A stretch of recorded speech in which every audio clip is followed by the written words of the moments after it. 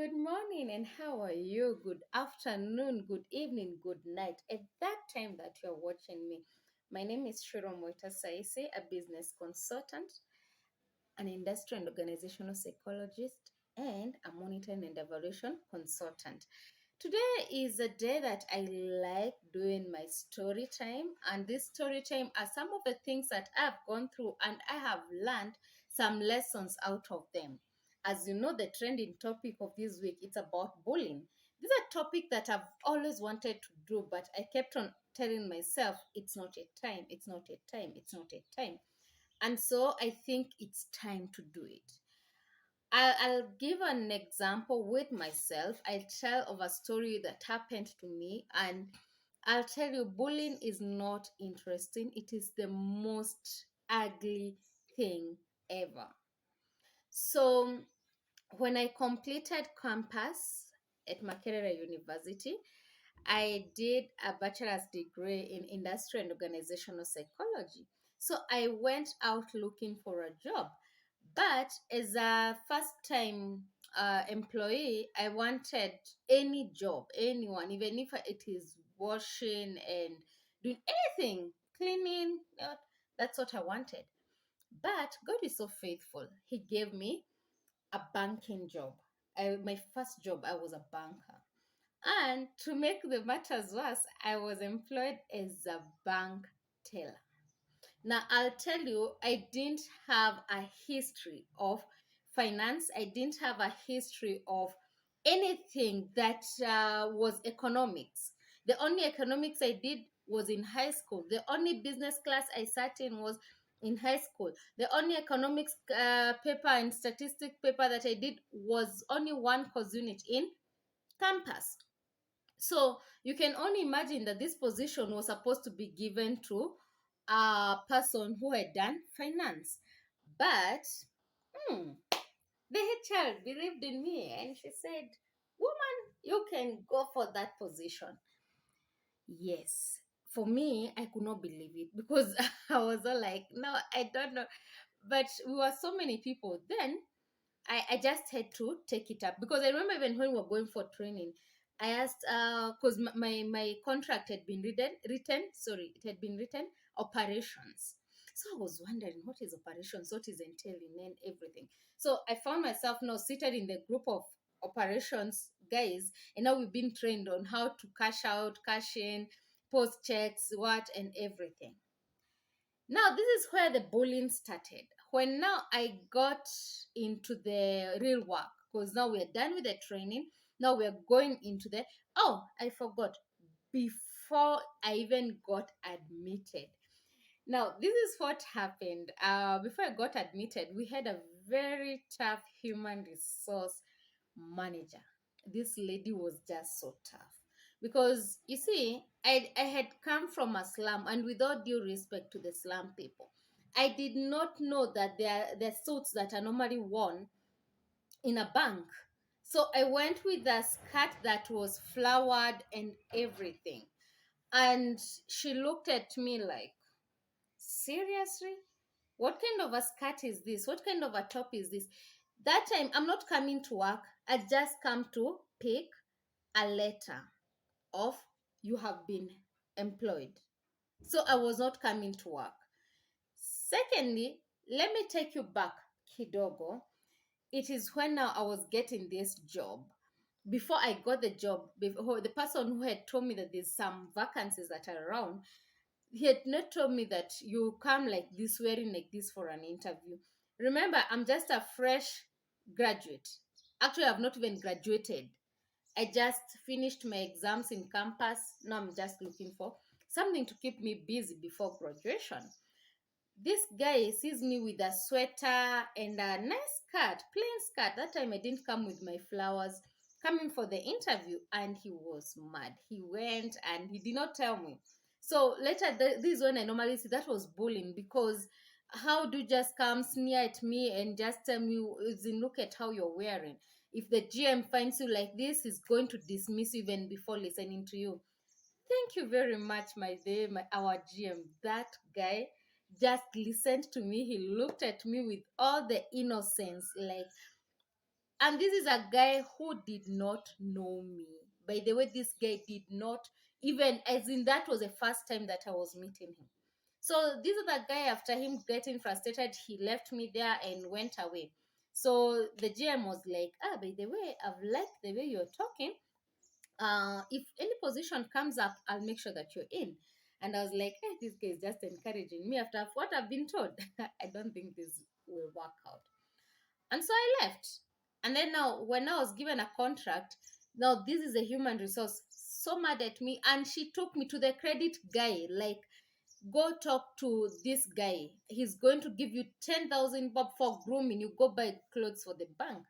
As in, she did not even want to ask me, like, do you have this and this kind of a skirt? Do you have this and this kind of a blouse? Do you have? She took me around the bank, seeing the kinds of clothes that they are wearing. And then she was like, go take that money, buy yourself some clothes. Ay, nakwambia. I felt like my chest, but I was like, okay, fine. I have the cash. My mom went, told her. She was so excited, took me to Isili, bought 3 suits for coming to the bank. Anyway, bought some earrings, bought some chains, and boom, I got into my employment. Now let's go back to our story. So you remember, I'm not a finance person, I'm not anything. And so I get now to work. And now my colleague realizes that this girl does not know anything to do with um, economics and finance and debit and credit. So she started making fun of me. Like, she would call me an arts person. And you know, we were brought an arts person here. You know, we were brought an arts person here. Now, what helped me out is my personality. I'm one person who smiles sometimes at everything. Though later I'll go and start crying. My pillow. They said I don't know. But when we are there, I'll give you a tough skin, and I'll tell you, oh, okay, by the way, I'm an arts person. So what did Anne do? She's, for me, I realized that I realized that I had to be competitive. So I had to learn everything within a span of 1 month, everything to do with debit, credit, what, I mean, how all these BLs, the balance sheets are made and everything. PNL, kila kitu. I learned them. And so I will tell you, within 9 months, I had been promoted. What happened? Now, this is a story of the promotion. So I remember my supervisor started eyeing me. And so I told him, no, I don't do workplace relationships. So he became my worst enemy. So he started now bullying me like Ile.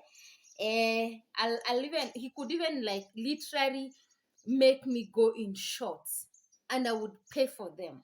That was the most annoying thing. The next one, it was my branch manager. He started eyeing at me again. Again, I also had, and I remember him sending someone to me and saying that, go tell her she's going to be as old as some of these bank tellers in some banks that I'm not going to mention here, and to go and look at those bank tellers, how they look. That's what I'm going to do. I'm going to frustrate her. She will live forever there. And I was like, by then this guy was so tough. He wanted like to sleep with me. Literally, he was that, I want to sleep with you. And I told him, I will never. If you sleep with me, I'll sustain myself at this place with me sleeping with you. And I'm not ready for that. So I was like, no, I was adamant. I'm not doing that. And so that thing really hit my head, like, seriously. I remember this one time he took me for a shot of, as in, my money went down with 3,000 bob. I paid. And I knew he's the one who had come and picked the money. But what are you doing? As in, even if you're so much frustrated, you pay for it, because this is the bank money and this person has taken it from your till. Why? I know someone is asking me, why didn't you report this to the HR or to the Wakubo or anything? Because that is the system that was there. As in, even if you go report, nothing will be done to him. So I was there. So what sustained me was prayer. So I remember now my story of promotion. This is what happened. This guy knew that some of these big bosses were coming to our branch. So to put me on the limelight and how bad and how incompetent I am, he sent me to the head office. So I went there and I was supposed to be at my cubicle serving. So when this big boss came in, he asked my manager like, "Well, how come she's not here?" And he was like, that one is always going up and down. What? And even she has a lot of differences. She's always paying money, as in, this one. So my boss was asked for the files that we were given. And so instead of giving my good file, he gave out my worst file. And also he took the file of also my colleague and he gave out her best file. So the moment now this boss was going through this bad file that she has been given that belonged to me, he was like, I've been looking for someone to promote. And then this guy was like, yeah, as in now my colleague is going to be promoted. And now he'll be able to frustrate me even more, trying to show me that, you see, you refuse to sleep with me. And so your colleague has been promoted. I'm not saying that my colleague slept with him. No, I knew that lady, she could not have done such kind of a thing. So he was so excited that I'm going to be fired or demoted or something. But can I surprise you? That boss was like, if you want a thief, you're going to catch a thief by using a thief. You see, this one who has so many mistakes. This one has learned her lesson. She has learned even to look for these things that are happening. So this is a person I want to promote. And that is how I got my promotion. I became a corporate teller, training the other tellers, and I was super excited until my boss again calls in for a certain party of celebration that we had been given a trophy. But where did he want it to go? Into a club, because most of my colleagues were drinking. For me, I told him, by then, Mimi, I'm not going there. I'll not come and drink with you guys. And what did he do? He told me, you must come into that club. We are going to celebrate. I told him it's okay. I've celebrated from the office, but I'll not come to the club and celebrate with you guys. I'll just go take my sodas in that other restaurant. I will tell you, I was given a warning letter that was copied to the human resource and to the GM and everyone that I disrespected him and I refused to go to work.